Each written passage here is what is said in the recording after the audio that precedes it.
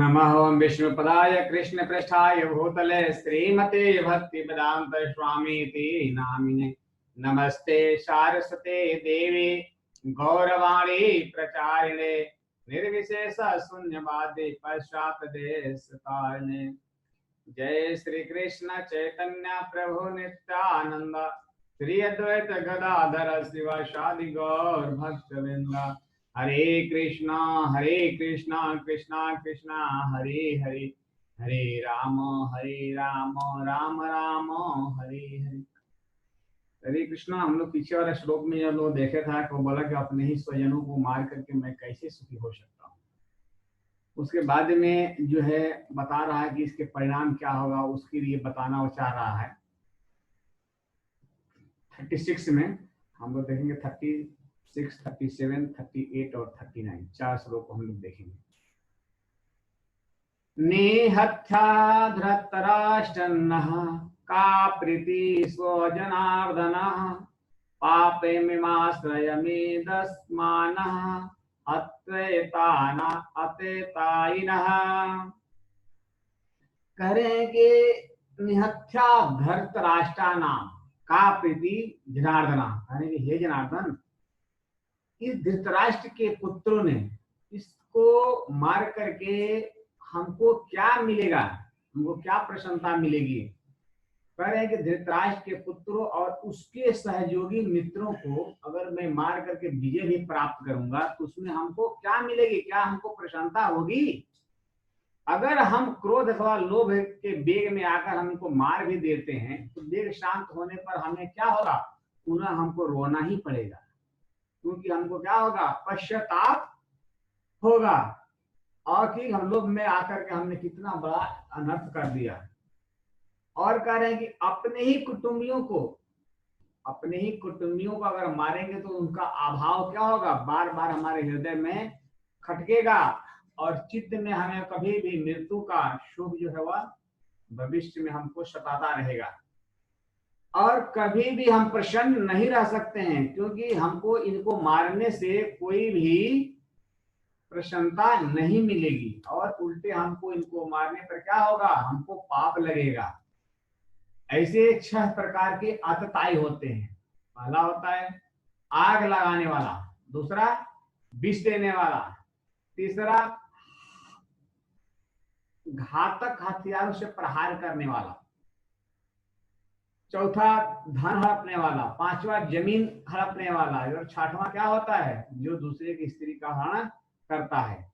ये जो गुण है उसको मारने में कोई दोष नहीं लगते हैं।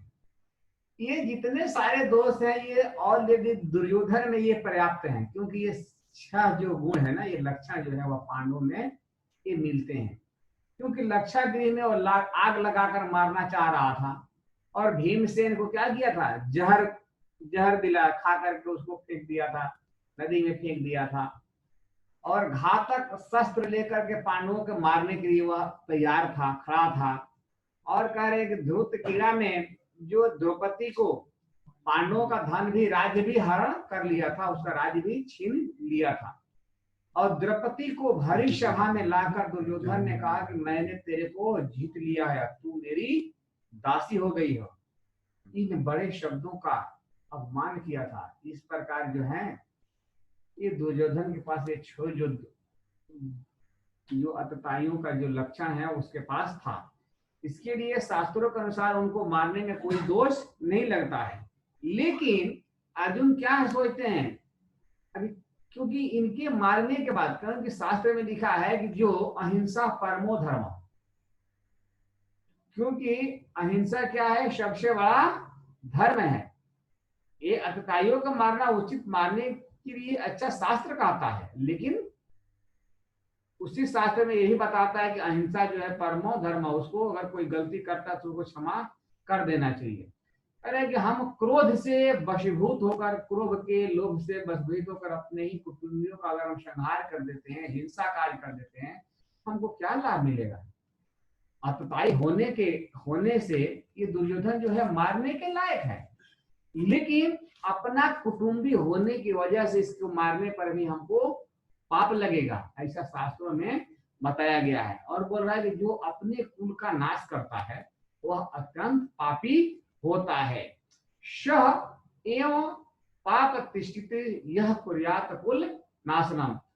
और कह रहे हैं जो अपने ही कुटुंबियों को मारकर, खुद अपने कुटुंबी को कैसे मारा जाए, वह मेरा कुटुंब है, मेरा परिवार है, हम उसको कैसे मार सकते हैं। ये जो अपना जो संबंध क्या है, उससे तो अच्छा ये है कि हम उससे अपना संबंध जो है वो विच्छेद कर ले, हम उससे दूर चले जाएं। जैसे अगर अपना ही बेटा अगर अतताई हो जाए तो उसको क्या किया, उसको मारा नहीं जाता है, उसको क्या किया जाता है, उससे अपना संबंध तोड़ दिया जाता है। और ये बताते हैं कि युद्ध में कैसा कैसा परिणाम होते हैं। कहते तस्मात हरिता वयम हंतु भ्रता राष्ट्रान स्वबांधवान स्वजनम ही कथम हत्वा शिखना श्याम माधव। कहते हैं कि हे माधव, हे कृष्ण, मैं अपने ही स्वजनों को मार करके कैसे सुखी हो सकूंगा। कह रहे हैं कि जितने भी ये विचार जो प्रकट हो रहे हैं, बोल रहे हैं कि ये क्या है, ये सारे अनर्थ हैं। और ये अनर्थ कार्य में हम कैसे प्रवृत्त हो सकते हैं, क्योंकि हम धृतराष्ट्र के जो पुत्रों को, जो बांधवों को, उनके संबंधियों को जो हम मारने का जो कार्य कर रहे हैं, यह क्या है, अयोग्य है, यह अनुचित है। हम जैसे अच्छे पुरुष के लिए यह अनुचित कार्य शोभा नहीं दे सकता है। ये कार्य कैसे हम लोग कर सकते हैं। कहते हैं कथम कथम ही स्वजनम ही कथम हत्वा सुखिना श्याम माधवा। हे माधव, हे कृष्ण, हम अपने ही स्वजनों को मार करके हम कैसे सुखी हो सकते हैं। क्योंकि अगर कुटुंबियों को मारने पे क्या होता है, दुख होता है और संताप होता है। फिर क्रोध से के लोभ में वशीभूत होकर के अगर हम उसको मार भी दे तो हमको मार करके हम सुखी कैसे हो सकते हैं। क्योंकि ये हमारे घनिष्ठ संबंधी हैं और इन्हीं के मुंह के कारण, क्योंकि ये क्षत्रिय उचित कर्तव्य की तरफ अर्जुन की दृष्टि नहीं जा रही है कि मैं क्षत्रिय हूं, इसके तरफ उसका अर्जुन का जो है ध्यान नहीं जा रहा है। वह कह रहा है कि जहां मोह होता है वहां विवेक दब जाता है। जहां मोह होता है वहां मनुष्य का विवेक दब जाता है। विवेक दबने से मोह की प्रबलता हो जाती है और मोह की प्रबलता होने से अपने कर्तव्य का भान नहीं रहता, अपना ज्ञान नहीं रहता है। उसके बाद बताते हैं कि आप दुर्योधन बता रहे हैं कि अपने स्वजनों को, जो अर्जुन जो है दुर्योधन को अपने स्वजन बता रहे हैं, लेकिन दुर्योधन जो है वो अपने स्वजन नहीं मान रहा है। वह युद्ध की इच्छा के लिए वह प्रवृत्त है, वह सोच रहा है, कह रहा है। वो बता रहे हैं, दो श्लोक में बता रहे हैं कि यद यपते न पश्यामि लोभ बहत चेतसः भूल क्षयम कृतम दोषा मित्र दोहे च पातकम कथम च गेह गेहम अस्माभि पापाद अस्माभि निवर्तितुम अध्ययेपि च पश्यन्ति मित्र दोहे च पातकम। कह रहे हैं कि इतना मिल गया, उतना मिल गया, ऐसा धन चाहिए, वैसा धन चाहिए, हमको ये जमीन चाहिए, वो चाहिए, ऐसा जो है प्रवृत्ति जो है उसका नाम क्या है, लोभ है। लोभ के प्रवृत्ति के कारण अगर दुर्योधन की जो विवेक शक्ति है वह क्या हो गई है, लुप्त हो गई है, और जिससे वह विचार नहीं कर पा रहा है। और राज्य में हम इतना बड़ा पाप करने जा रहे हैं क्योंकि कुटुंबियों का नाश होने जा रहा है। वह राज्य हमारे साथ कितने दिन रहेंगे और हम उसके साथ कितने दिन रहेंगे। हमारे रहते हुए यह राज्य चला जाएगा तो क्या हमारी क्या दशा होगी, और राज्य रहते हुए अगर हमारे शरीर चले जाए तो हमें क्या दशा होगी। क्योंकि मनुष्य संयोग का जितना सुख लेता है उसके वियोग का उतना दुख उसे भोगना पड़ता है। उसके वियोग उतना दुख जो है, संयोग में जितना सुख नहीं मिलता है उससे ज्यादा वियोग में उसको दुख सहना पड़ता है। क्योंकि यह अंतरकरण में लोभ छा जाने के कारण होता है। और कुल का नाश होने से कितना भयंकर पाप होगा वह इनको दुर्योधन जो है वह नहीं देख पा रहा है। और हम तो ऐसा नहीं है, हम तो उसमें क्या क्या होगा उसके बारे में देख रहा हूं। कह रहे हैं कि जहां लड़ाई होती है वहां समय, संपत्ति और शक्ति का नाश हो जाता है। और तरह तरह के चिंताएं विपत्ति जो है वह आ जाती है। जैसे दो मित्रों में भी अगर आपस में खटपट मच जाती है तो कई तरह का मतभेद हो जाता है। मतभेद होने से क्या होता है, वैरभाव हो जाता है। जैसे द्रुपद और द्रोण दोनों बचपन में मित्र थे और राज्य न मिलने से द्रुपद एक दिन द्रोणा का अपमान करके उससे मित्रता को ठुकरा दिया, तोड़ दिया।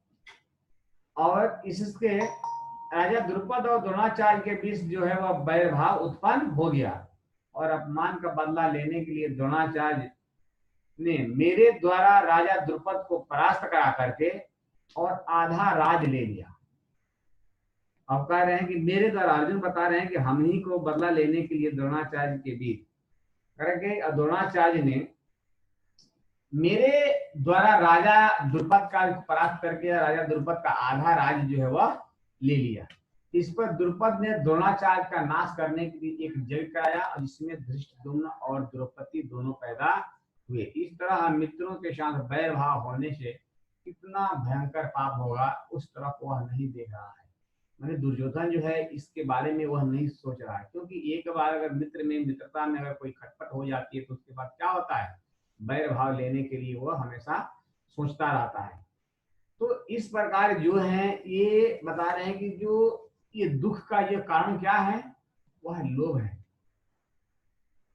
कि दुख हमारे पूर्व पापों का नाश होगा या हमारी शुद्धि होगी। यानी कि जो हमको जो कष्ट मिल रहे हैं ये हो सकता है कि पूर्व जन्म का जो है पाप है जिसकी वजह से हमारे ये हमको दुख मिल रहे हैं। परंतु अगर हमारे मन में अगर द्रोह पैदा वैर भाव होगा तो मरने के बाद भी हमारे साथ रहेगा और जन्म जन्मांतर तक हमें पाप करने के लिए प्रेरित करता रहेगा, जिससे हमारा पतन ही पतन होगा। ऐसे अनर्थ करने वाले और मित्रों के साथ द्रोह पैदा करने वाले के बीच युद्ध रूपी पाप से बचने का विचार क्यों नहीं करना चाहिए, ये सारे मन में विचार कर रहे हैं अर्जुन। अर्जुन की जो दृष्टि है दुर्योधन के लोभ की तरफ तो जा रही थी, पर वे खुद कुटुंबी स्नेह से मोह में होकर के बोल रहे हैं और कह रहे हैं कि जो दुर्योधन की जो है दृष्टि इस तरफ नहीं जा रही है।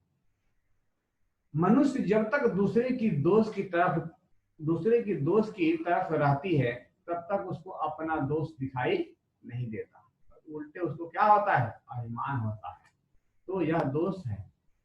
कह रहे हैं कि हमारे में यह दोष नहीं है, क्योंकि ऐसी स्थिति में वह यह सोच नहीं सकता कि अगर हमें इन दोषों में कोई, कहने का तात्पर्य है कि हमारे में भी कोई दूसरा दोष देखना है। यह दोष तो है ही, क्योंकि दूसरे को दोष देखना अपने की अच्छाई का अभिमान करना होता है। ये दोनों साथ साथ होते हैं। शगुन खेल अगुणजल दाता पंच तत्र मिलई पर पंच विधाता। विधाता ने जब सृष्टि का निर्माण किया तब गुण और अवगुण दोनों को मिला करके ये संरचना किए हुए हैं। कह रहे हैं कि हमारे अगर हम दूसरे की अगर दोष देखते हैं तो हमको क्या होगा, अभिमान होगा।